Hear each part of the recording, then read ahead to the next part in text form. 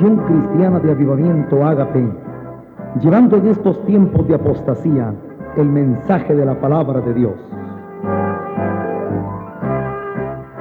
Dios, habiendo hablado muchas veces y de muchas maneras en otro tiempo a los padres por los profetas, en estos postreros días nos ha hablado por el Hijo, a quien constituyó heredero de todo y por quien asimismo hizo el universo, el cual, siendo el resplandor de su gloria y la imagen misma de su sustancia, y quien sustenta todas las cosas con la palabra de su poder, habiendo efectuado la purificación de nuestros pecados por medio de sí mismo, se sentó a la diestra de la majestad en las alturas, hecho tanto superior a los ángeles, cuanto heredó más excelente nombre que ellos. Por tanto, es necesario que con más diligencia atendamos a las cosas que hemos oído, no sea que nos deslicemos, pues que si la palabra dicha por medio de los ángeles fue firme, y toda transgresión y desobediencia recibió justa retribución, ¿cómo escaparemos nosotros si descuidamos una salvación tan grande?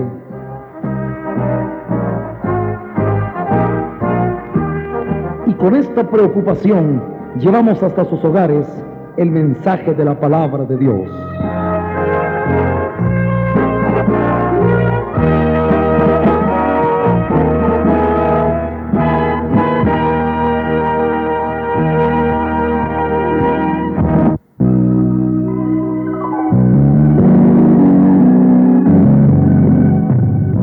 Que la paz de Dios sea en sus corazones. Damos gracias a Dios por la oportunidad que nos da nuevamente de visitarle en la intimidad de su hogar y de poder compartir con usted esta palabra, una palabra que indudablemente le traerá aliento, ánimo, esperanza, fe, libertad, gozo y certeza en la vida eterna. En un tiempo en donde el hombre es arrastrado por las corrientes materialistas, afanado en tener dinero, en poseer riquezas, o bien en los placeres, en los deleites pecaminosos que este mundo ofrece, ha perdido la razón por la cual fue creado.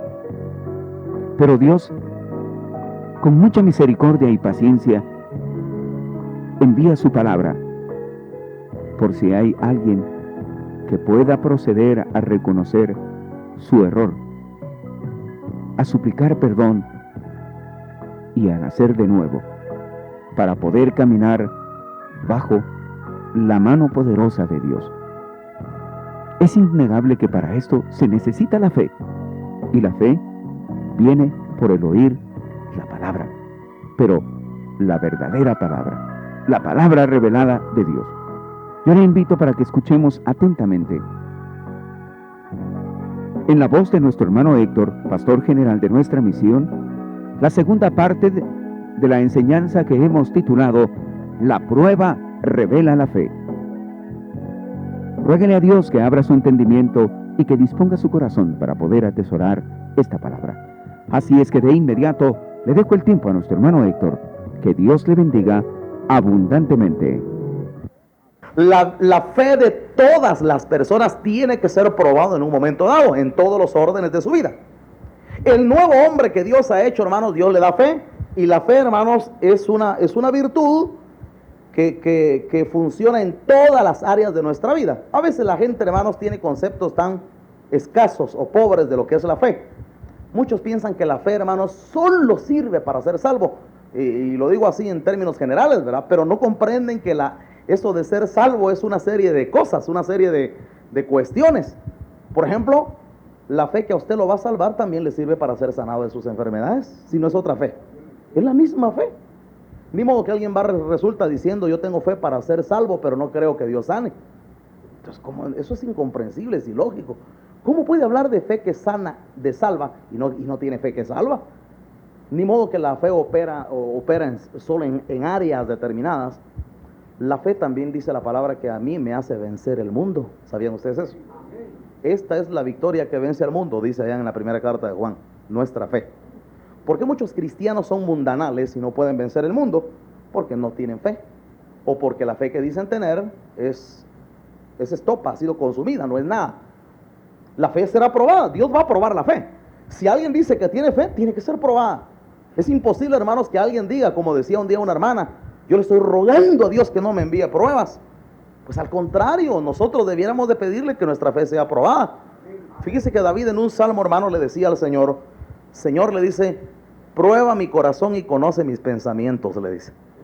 David, hermanos, es alguien que le pide a Dios que lo pruebe. Y a usted le conviene ser probado y a mí también. ¿Qué tal si todo eso que estamos edificando, hermanos, es falso? Es una farsa. Mejor que venga la prueba aquí, así comenzamos a levantar algo verdadero. La otra vez vino una señora aquí, una señora miembro de cierta iglesia, que ahí en su iglesia pues fue engañada por la organización. Probablemente la doctrina de la organización es mala. Y le dijeron que ella tenía ministerio de sanidad y ministerio de no sé qué, pero resulta que un día orando por un endemoniado, se le metió un mal espíritu y ella andaba ya tirándose en el suelo igual que el endemoniado. Y andaba tan confundida, tan turbada que vino a buscarme. Tal vez si no hubiera así, jamás hubiera venido aquí a esta iglesia. Porque en su iglesia es una iglesia que no mucho aprecian la obra que hay aquí en Ágape. Sin embargo, ella vino por necesidad y me vino a contar su situación y me dijo, hermano, ¿y qué puede ser eso que me sucedió? Bueno, la tomó un espíritu malo, le dije, eso es. No vaya a creer usted, le dije, que lo que usted tuvo fue cosa del Espíritu Santo, le dije. No, si yo estoy consciente de que fue algo malo, me dice. Pero hermano, y entonces estaba llorando ella y me decía, ¿pero por qué? ¿Pero por qué me ha pasado eso a mí? Y no, la palabra de Dios dice que el que es engendrado por Dios, Dios lo guarda y el maligno no lo toca. ¿Por qué me pasó eso a mí? Ahí está, le dije, Dios no miente, le dije, eso es correcto, le dije. Por supuesto que el que ha sido engendrado por Dios, Dios lo guarda. El problema es que usted no ha sido engendrado por Dios, le dije. Es que Dios no puede fallar. No puede haber, hermanos, algún tipo ahí de confusión o algún tipo de error, o que como que falló en cierta área la palabra por un momento. No lo hay, hermanos. La palabra de Dios no falla. La palabra de Dios dice, hermanos, que antes Dios sea veraz y todo hombre mentiroso. No falla la palabra del Señor. El Señor dice que primero pasa el cielo y la tierra que una coma o una tilde de lo que está escrito se frustre. De manera, hermanos, de que la palabra de Dios es perfecta, hermanos, y no falla. Por supuesto, hermanos, que Satanás no va a tocar la vida de ningún cristiano, no puede. Si éste ha sido engendrado por Dios, hermanos. Entonces, ¿qué quiere decir, hermanos, de que lo que yo he aprendido no sirve? No sirve, le dije. ¿Y qué puedo hacer? Deseche todo lo que usted sabía y todo eso, esa doctrina que usted ha recibido, porque no es genuina, le dije. Usted quiere encontrarse con Dios, comience, borrón y cuenta nueva, le dije. Si es que todavía quiere entrar a la misericordia de Dios, le dije. Pero eso no lo mucho le gustó porque ella tenía la soberbia de privilegios y de que no sé cuántos cargos en su iglesia. Bueno, le dije, usted es libre de escoger, le dije, por lo menos usted ha venido y ha oído la verdad, le he dicho la verdad. Pero si quiere seguir su camino, es libre de seguir su camino, ¿verdad? Por supuesto. Pero una cosa les digo, hermanos, la fe nuestra va a ser probada y lo que es paja se consume, así dice la palabra, y lo que es verdadero se purifica. Y nuestra tendencia, hermanos, es buscar que Dios pruebe nuestra fe para que se descubra que lo que hay es genuino y es verdadero. No podemos esperar nosotros, hermanos, de que algo, de que nuestra fe o de la cual nos hemos estado jactando de repente se consuma. Les vuelvo a decir, hermanos, la fe verdadera se puede probar en todas las áreas. La fe tiene que ver mucho también con su obediencia. Imagínense, hermanos, que usted ha sido una persona rebelde allá del mundo. Usted tiene que ser probado en obediencia. La palabra de Dios dice, hermanos, que aún Cristo, siendo que era el Hijo de Dios, dice, por lo que padeció, ¿qué dice? Oigan, fíjense, hermanos, que dice que Cristo, Él dice que aún también por los padecimientos, por las pruebas, dice que aprendió a ser obediente. Y si Cristo tuvo que aprender a ser obediente a través de pruebas, mi pregunta es, ¿y cómo tiene que aprender usted a ser obediente? Igual. Y le estoy diciendo, hermanos, estamos hablando del Hijo de Dios, el hombre más dócil hacia la obediencia. Y si Él la tuvo que aprender a través de pruebas, mi pregunta es, ¿cuántas pruebas no tendrá que recibir usted para aprender a ser obediente? Muchísimas más quizás que las que Él recibió. Así como usted me oye. Pero es imposible, hermanos, que una persona pretenda que va a alcanzar algunos valores de la fe sin prueba. No se puede, hermanos. Por ejemplo, usted tiene que ser probado en la paciencia.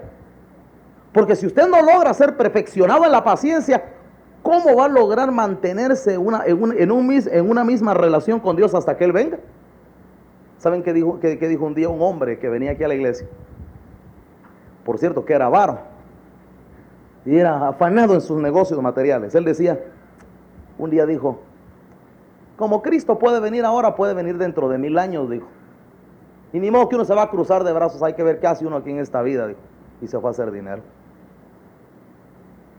No cabe duda, hermanos, que la fe de cada quien será probada. Y nuestra paciencia tiene que ser probada. Si usted no tiene la paciencia para esperar el regreso de Jesucristo, su fe, la poca fe que tiene en este sentido, va a descubrir que usted no tiene paciencia. Pero quiero que lo veamos a la luz de la palabra del Señor. Fíjense, hermanos, que dice ahí en el libro de Santiago, capítulo 1. Bienaventurado sois cuando os halléis en diversas pruebas, sabiendo que la prueba de vuestra fe, ¿qué dice? Produce paciencia. Entonces vean, hermanos, que es un efecto, la paciencia es un efecto de la fe. Les digo, hermanos, que hablar de fe, así como tema, como palabra filosófica, eso es muy vacío, muy hueco. Pero si hablamos de cosas prácticas, vamos a ver que la fe está enfocada a muchas áreas de la vida del hombre. La paciencia, hermanos, Dios la va a tratar de provocar en nosotros a través de la prueba de la fe. También la obediencia. Cristo dice que fue su obediencia, hermanos, fue producto de la prueba de su fe también. Y muchas cosas más, hermanos, van a ser el producto de la prueba de nuestra fe. Pero les digo una cosa, hermanos, el hombre de Dios saldrá triunfante en medio de todas las pruebas, hermanos. El que no es una persona sincera, el que no busca a Dios de verdad, será consumido tarde o temprano. Hay una parábola en las Escrituras interesante, pero antes de que entremos a esa parábola, fíjense, hermanos, que en ese versículo, en ese pasaje que leíamos al principio de Lucas, estaba Juan predicando, hermanos, y dice que la gente llegaba queriendo buscar a Dios, pero algunos no eran muy sinceros. Entonces viene Juan y el mensaje era muy duro. Generación de víboras, les dijo. Y esa era la primera prueba para sí que de verdad querían seguir a Dios. Por supuesto que muchos se pudieron haber sentido ofendidos de primas a primeras. Y oyendo predicar a Juan de esa manera, muchos se fueron de regreso. La primera prueba para alguien, hermanos, que va a entrar al camino del evangelio, hermanos, es si su oído, hermanos, de veras soporta la seriedad de la palabra del Señor. ¿Saben, hermanos, que ha dicho mucha gente que ha venido a la iglesia o que nos ha escuchado predicar? Muy duro, dice. No, ahí no tienen amor. Esa es su prueba. Porque el amor, hermano, no se califica porque se hable con dulzura ni que se hable con canciones. El amor se califica, hermanos, por obras. Y no tanto, hermanos, por la forma en que se dicen las cosas. Una persona que odia, a veces odia con miel en la boca. ¿Sabían ustedes eso? Y eso lo dice un proverbio en la palabra de Dios. Dice que es mejor el amor manifiesto o reprensión manifiesta que amor oculto, dice. Así dice la palabra. Es preferible, hermanos, que alguien demuestre su amor porque reprende, porque está preocupado por la vida de los demás, que alguien, hermanos, pretenda tener un amor disfrazado, pero ese no es amor. A eso la palabra del Señor le llama odio. Sin embargo, hay que entender la mente de Dios. Entonces, hermano, la primera prueba de fe en una persona está desde el punto en que conoce la palabra. Y dice que predicando Juan el Bautista un mensaje tremendamente radical, decía, el hacha ya está puesta a la raíz de todos los árboles. El árbol que no da fruto será cortado y echado al fuego. Pero dice, hermanos, que las personas sinceras llegaban y decían, maestro, ¿y nosotros qué debemos de hacer? Pues ustedes los que a los publicanos les decía, confórmense con su salario, porque algunos de ellos, hermanos, cobraban mordidas. Y Juan vino, hermanos, a predicar justicia. Los que tienen que comer y les tienen un poco más, denle también al que no tiene. Hagan buenas obras. Lo mismo hagan con la ropa, dice. Y digan los soldados romanos, y nosotros, ¿qué debemos de hacer? No hagan extorsión, les dice. Y fíjense, hermanos, que comenzó el mensaje de la justicia y comenzó el mensaje de despertar la fe a ver quiénes de verdad querían seguir al Señor. Y luego dice que le preguntaron, bueno, y la gente estaba atónita pensando si este era el Cristo o no lo era. Y viene Juan y les dice, miren, yo no soy el Cristo. Yo no soy ni siquiera digno de ponerme el calzado de Él, dice. Pero cuando Él venga, les quiero decir que Él va a ser más tremendo que yo. el aventador de él está en su mano, y apartará el trigo en su granero, y la paja se quemará en fuego que arde eternamente. ¿Saben qué estaba dando a entender Juan el Bautista con esto, hermanos? Miren, si a ustedes les parece duro, o como que yo estoy tratando de hacer una selección entre ustedes, pues esto no es nada, les dijo. El que viene allá atrás, él los va a bautizar con Espíritu Santo y fuego, dice. Él los va a probar, el fuego es prueba. Él los va a probar a todos ustedes, y de veras que el que no sea trigo, el que no sea verdadero trigo, será paja que se la va a llevar el viento, porque después de estos mensajes que van a oír de él, después de su obra, después de su intervención en Israel, ustedes se van a dar cuenta que Israel va a ser sacudido como una criba. Eso es lo que le estaba diciendo. Israel va a ser sacudido después de que Israel oiga a ese hombre que viene detrás de mí. Israel no volverá a ser el mismo de antes. Va a ser sacudido y se va a descubrir quiénes son sinceros y quiénes son falsos. Y por eso es que oigan ustedes a Cristo, hermanos. El Señor Jesucristo venía: generación de víboras, sepulcros blanqueados, hipócritas. Y el Señor así hablaba, hermanos, tratando de quitar la máscara a un montón. Y descubrió las hipocresías que se movían en Israel. Y los pobres, hermanos, de veras comenzaron a surgir. Los pobres, para quienes estaba aparejada la salvación, comenzaron a emerger, hermanos. Y el Señor comenzó a revelarles la justicia de Dios a ellos, hermanos. Y comenzó algo muy hermoso en el reino de Israel. Pero Dios comenzó a probar la fe que muchos decían tener. Entonces el Señor dio una parábola, hermanos, hablando de estas cosas, y habló del trigo y la cizaña. Me gustaría que lo viéramos en Mateo capítulo 3. Fíjense, hermanos, que dice en Mateo capítulo 3, en el versículo 24. Dice la palabra de Dios en el verso 24. Les refirió otra parábola diciendo: el reino de los cielos es semejante a un hombre que sembró buena semilla en su campo. Pero mientras dormían los hombres, vino su enemigo y sembró cizaña entre el trigo y se fue. Y cuando salió la hierba y dio fruto, entonces también apareció la cizaña. Vinieron entonces los siervos del padre de familia y le dijeron: Señor, ¿no sembraste buena semilla en tu campo? ¿De dónde pues tienes cizaña? Y él les dijo: un enemigo ha hecho esto. Y los siervos le dijeron: ¿quieres pues que vayamos y que la arranquemos? Y él les dijo: no sea que al arrancar la cizaña, arranquéis también con ella el trigo. Dejad crecer juntamente lo uno y lo otro, hasta la siega. Y al tiempo de la siega diré yo a los segadores: recoged primero la cizaña y atadla en manojos para quemarla, pero recoged el trigo en mi granero. Amén. Yo quiero que pongan atención a esta parábola, hermanos. El campo es el mundo, no es la iglesia, como dicen algunos por ahí. Muchos dicen: es que en la iglesia tiene que haber cizaña y tiene que haber trigo. En la iglesia no hay trigo y cizaña. En la iglesia solo hay trigo, hermanos. Pero en el mundo hay trigo y cizaña. El campo es el mundo. El que ha sembrado la buena semilla, hermanos, es Cristo, el Hijo del Hombre, dice. Y el que ha sembrado la cizaña es el malo, o sea, el diablo. Y dice, hermanos, que ambas cosas crecen a la vez. Quiere decir, hermanos, que les voy a decir de qué se trata esto. Dios está descubriendo, hermanos, las grandes artimañas del diablo. Quiere decir, hermanos, que a la par de un verdadero cristianismo, Satanás levanta paralelamente un falso cristianismo, fuerte, por cierto, y mucho más numeroso que el verdadero. Y eso está escrito y así tiene que ser. Y se levanta, hermanos, muchísima gente con apariencia de piedad, que asumen ser cristianas, pero que en realidad no lo son. Pero les voy a decir, hermanos, qué es la diferencia entre el trigo y la cizaña. El trigo, hermanos, tiene fruto. La cizaña es cascadillo, no tiene fruto. Pero es una espiga igual al trigo. Es difícil reconocer qué es trigo y qué es cizaña en una plantación. No se puede conocer, especialmente cuando la espiga está comenzando a brotar. No se conoce.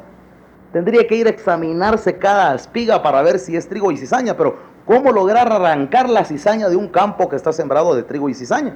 No se puede. Es muy difícil. Y por querer hacerlo es muy probable que alguien cometa el error que entre todos se le vaya alguna espiga de trigo. Entonces eso es lo sabio. El Señor dice: miren, el que sembró la cizaña es el malo. Pero dejen, en el tiempo de la siega, Dios enviará sus segadores y dice: y arrancará, y el trigo lo guardará en su granero, y la paja en el fuego que nunca se apagará. Y les voy a decir, hermanos, que era lo que el Señor estaba dando a entender. Esto tiene mucha relación con lo que Juan el Bautista decía de él. Dice, hermanos, que el aventador está en su mano. Yo les voy a decir, hermanos, que era la costumbre antigua para cosechar el trigo. Se corta todo el trigo, todas las espigas de trigo y luego se les pasa encima un aparato llamado tribulum, así es en griego. Y el trabajo del tribulum, hermanos, es descascarar el trigo, que la semilla suelte. Pero por supuesto que se queda, aunque el tribulum pasa, la semilla queda revuelta con la paja. Entonces viene el siguiente proceso y es el aventador. Se echa el trigo en ciertas mantas y se avienta. Y con los vientos que hay ahí, con esos vientos fuertes que hay ahí en Oriente, toda la paja el viento se la lleva. Y el trigo, por su peso, regresa otra vez a su lugar. Pero por supuesto, hermanos, tanto el trigo como la paja, todo fue sometido al mismo proceso. Tribulum, ha pasado el tribulum que descascar, es un rodillo con ciertos picos que descascara el trigo, que hace desprender la cáscara, la paja que está encima. Quiere decir, hermanos, que aún el trigo tiene algo de paja. Y el Señor va a tratar de quitar la paja del mismo trigo. Yo quiero que me comprendan, hermanos. Alguien que es cizaña será enteramente paja. Pero aún el verdadero trigo tiene algo de paja que es necesario arrancarle. ¿Me están comprendiendo, hermanos? Entonces, hermanos, para eso viene el tribulum, de donde se origina la palabra tribulación. El apóstol Pablo dice, hermanos, que es necesario que nosotros, después de muchas tribulaciones, entremos al reino de los cielos. Que está diciendo que aunque seamos verdaderos trigos, que aunque seamos verdaderos hijos de Dios, tenemos nuestras pajas que hay que quitarle, hermanos. Y para eso es necesario la prueba. Es inevitable la prueba. Es inevitable, hermanos, que alguien, hermanos, siendo cristiano, no quiera que no sea aprobado, no se le va a quitar la paja entonces. Por eso, hermanos, es que hay una serie de escorias, de pajas que hay que arrancar. La tribulación tiene ese propósito. El apóstol Pablo en muchas partes de la Biblia dice, hermanos, ustedes gócense en las tribulaciones, dice, sabiendo que la prueba de vuestra fe produce paciencia. La tribulación, hermanos, es recomendada por Dios a la iglesia. Y no solo es recomendada, sino dice que es necesaria. Porque no solo, hermanos, va a separar lo falso de la iglesia, sino que también a nosotros mismos nos va a quitar, hermanos, las cosas que no son de Dios, las cosas que no son buenas. Y eso es lo que ha pasado. Yo me he dado cuenta cuando algún hermano de repente ha sido probado, le vienen sus enfermedades, sus golpes. De repente, hermanos, cómo cambia. Hace poco, precisamente el fin de semana antepasado, tuve una experiencia interesante. Hay un hermano allá en una de las iglesias donde hemos ido que ha sido duro. Pues un hermano que tal vez ha sido él en el mundo, ha sido líder y tiene muchas soberbias. Por supuesto, hermanos, que esas soberbias no se las puede quitar hombre alguno. Ahí solo con Dios, ahí es asunto de Dios. Pero le vino su enfermedad seria, hermanos, seria. Y el hermano nos mandó a llamar que por favor pasáramos a verlo. Miren, hermanos, qué interesante. Sinceramente, estaba en su lecho moribundo el hermano. Y él había sido un poco duro él respecto a la fe, pero ahí estaba él aguantando sin tomar medicina. Pero si ustedes le hubieran visto el rostro, yo lo desconocí. ¡Hala! Este hermano cómo está de humillado, dije yo. De veras, que bien le ha caído esta prueba. Y nosotros veníamos con el hermano Natanael contento diciendo, gloria al Señor, qué bueno que el Señor lo está tratando. Se le está desprendiendo la soberbia. Eso es la paja, hermanos, que Dios tiene que quitar del trigo. Hay soberbias, hay presunciones, hay egoísmos, hay vanidades, hay mundanalismos y muchas cosas que Dios tendrá que descascarar con el tribulum. ¿Me están comprendiendo, hermanos? Muchos no van a cambiar oyendo simplemente la palabra de Dios. Hay personas, hermanos, que aprueban de buen agrado la palabra del Señor. Pero una cosa, hermanos, es que alguien apruebe la palabra del Señor y otra cosa es que alguien de veras cambie. Y solo aprueba muchas veces el tribulum, rodando encima de él, hermanos, lo descascara y le arranca esa paga que le molesta a Dios, hermanos. Pues bien, una vez que ha pasado el tribulum, hermanos, y ya todo el trigo, toda la cosecha está trillada, entonces viene, hermanos, y se avienta y toda la paja empieza a tirarla al aire, pero no se avienta una vez, se avienta varias veces hasta que, hermanos, ya casi la totalidad de la paja está sacada fuera del trigo. Entonces al caer el trigo, ya el grano desnudo de trigo, entonces se agarra y se guarda en el granero. Esto es con lo que se va a hacer un día harina y se va a hacer pan, se va a hacer algo agradable. Y de aquí viene el símbolo, hermanos, de Cristo y de la iglesia. Como dice, hermanos, que nosotros al partir el pan, el Señor dice, siendo un solo pan, siendo muchos, somos un solo pan. Este es aquel, hermanos, que ya logró pasar por una serie de procesos. Les digo, hermanos, no se puede esperar que un cristiano o alguien que está comenzando en el camino de Dios de primas a primera ya se haya logrado arrancar todas las pajas que tiene. No es así. Probablemente tiene muchas cosas que no van a cambiar por inteligencia. Alguien puede pensar, no, si yo ya sé, ya conozco mis males. Ya los conoce, pero no los va a dejar. Solo el tribulón los puede desprender. No sé si me están comprendiendo, hermanos. Es necesaria la tribulación.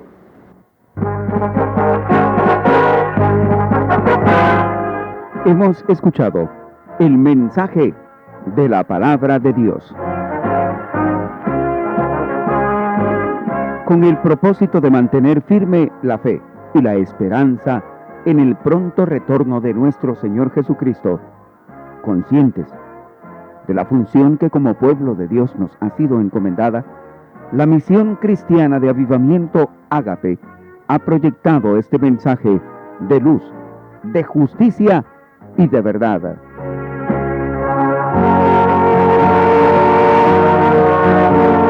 Si le ha interesado este mensaje y quiere conocer más de esta palabra, le invitamos cordialmente para que dentro de una semana, en este mismo horario, vuelva a estar en sintonía de Radio Maranata y escuche un programa similar que traerá mucha bendición para su vida espiritual.